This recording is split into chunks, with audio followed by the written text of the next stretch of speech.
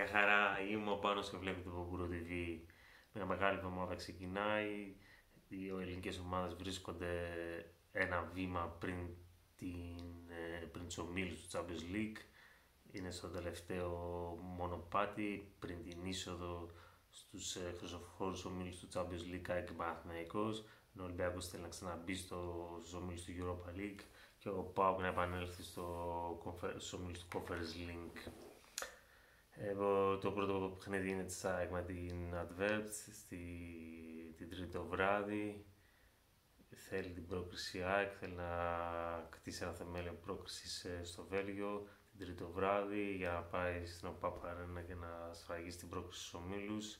Είναι δύσκολο παιχνίδι, έρχεται μόλις 3 μέρες έχουν περάσει από τη μεγάλη πρόκριση επί της Δυναμό Ζάγκρεμ, πρόκριση την οποία άξιζε και την πήρε, έστω και δύσκολα, έστω με έναν τρόπο,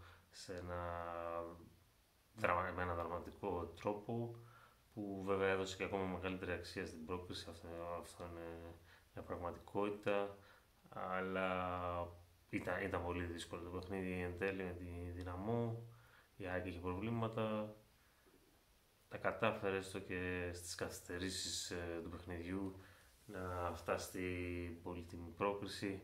Την άξιζε την πρόκριση, σε γενικές γραμμές ήταν καλύτερη από τους Κροάτες και στα δύο παιχνίδια και νομίζω δίκαια βρίσκεται στα playoff του Champions League, εκεί που είναι το φαβορί για να περάσει στους ομίλους του Champions League απέναντι σε μια βελγική ομάδα, ένα βελγικό ποδόσφαιρο που είδαμε την Genk που ήταν αντίπαλος του Ολυμπιακού να αποκλείεται. Γενικότερα νομίζω έχει φτάσει το βελγικό ποδόσφαιρο στο πικ του και σιγά σιγά θα αρχίζει η πτώση του.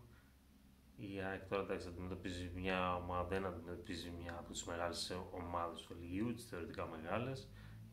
Τα τελευταία χρόνια αναπτύσσεται, είχε την τύχη να πάρει το πρωτάθλημα στις καθυστερήσεις της τελευταίας αγωνιστικής. Νομίζω ότι είναι το φαβορί, έχει ένα αργό αμυντικό δίδυμο. Ο ένας είναι ο στόπερ που έζησε στην Τότεναμ, 34 χρονών. Νομίζω με ταχύτητα μπροστά η ΑΕΚ μπορεί να βρει γκολ μέσα στο Βέλγιο. Οπότε θεωρώ ότι η ΑΕΚ υποψήφια να είναι στους ομίλους του Champions League, να πάρει την πρόκριση. Το βίντεο λέει γιατί θα προκριθούν, ο τίτλος του βίντεο είναι γιατί θα προκριθούν 3 από τις 4 ελληνικές ομάδες. Γιατί και η μία εξ αυτών είναι η ΑΕΚ. Η άλλη που βλέπω να προκρίνεται είναι ο Ολυμπιακός, έχει έναν εύκολο αντίπαλο, μια σερβική ομάδα και λογικά έστω και στην κατάσταση που είναι, όχι στην καλή κατάσταση που είναι, ο προπονητής δείχνει να έχει δουλέψει μόνο την αριστερική λειτουργία, καθώς ακόμα δεν έχει πάρει για τους παίκτες που χρειάζονται για τη μεσοεπιθετική λειτουργία της ομάδας. Το είδαμε, ήταν εξόφθαλμο με τον Πασαραϊκό, είναι σε πολύ χαμηλό επίπεδο όσον αφορά την μεσοεπιθετική λειτουργία η ομάδα. Νομίζω έστω και έτσι δύσκολα θα προκριθεί απέναντι στη σερβική ομάδα, αλλά θα προκριθεί λογικά. Και η άλλη ομάδα που βλέπουμε πέρα είναι ο ΠΑΟΚ,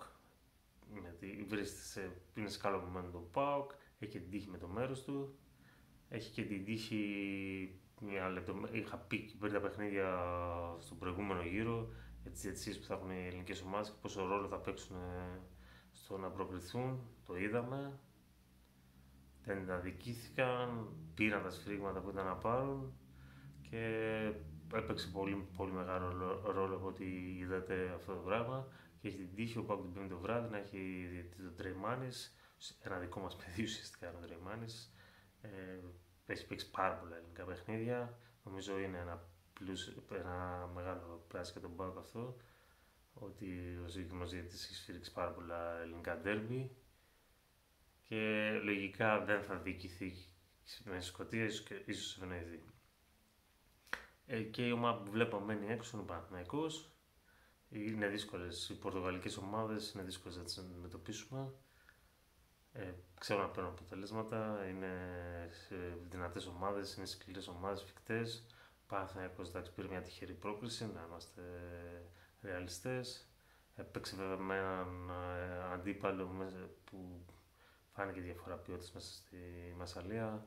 Ήταν εκπληκτική η Μαρσέιγ, αλλά δεν μετεσουσίασε την περιοχή που είχε σε γκολ. και αυτή την πολύ καλή εμφάνιση που είχαν. Σε όσα γκολ έπρεπε, σύμφωνα με τα στατιστικά, να έκαναν 18 τελικές ενέργειες μέσα στην περιοχή. Μιλάμε για ασύλληπτο νούμερο, έτσι, για τέτοιο επίπεδο παιχνίδι. Και 9 on target shoot, και αυτό είναι πολύ μεγάλο το νούμερο. Παρ' όλα αυτά δεν κατάφεραν να πάρουν την πρόκριση. Ο Παναθηναϊκός σίγουρα θα πάει πιο ψιασμένο στην Παράγκα. Εντάξει, σε ρυθμό και ταχύτητα σίγουρα είναι κατώτερη ομάδα της Μαρσέη την Πράγκα. Αλλά δεν τον βλέπω ακόμα απολύτως έτοιμο τον Παναθηναϊκό για να μπορέσει να πάρει δεύτερη πρόκριση μέσα στο μικρό χρονικό διάστημα από μια θεωρητικά ανώτερη του ομάδα. Και οι πορτογαλικές ομάδες, όπως προανέφερα, είναι δύσκολες ομάδες. Κατά ψέματα, κλείνουν τους χώρους, αν και έχει αμυντικά προβλήματα από ό,τι λένε η Μπράγκα, αλλά δεν ξέρω τώρα αν μπορέσει να τα εκμεταλλευτεί αυτό ο Παναθηναϊκός. Εγώ βλέπω κλειστά παιχνίδια και τα δύο παιχνίδια να είναι κλειστά και λίγα γκολ να βλέπουμε. Αυτά στις γενικές γραμμές. Περιμένουμε αυτή τη μεγάλη, είναι πολύ μεγάλη εβδομάδα για το ελληνικό ποδόσφαιρο και κρίσιμη εβδομάδα. Είμαστε εδώ για να καταγράφουμε τις εξέλιξεις. Για χαρά.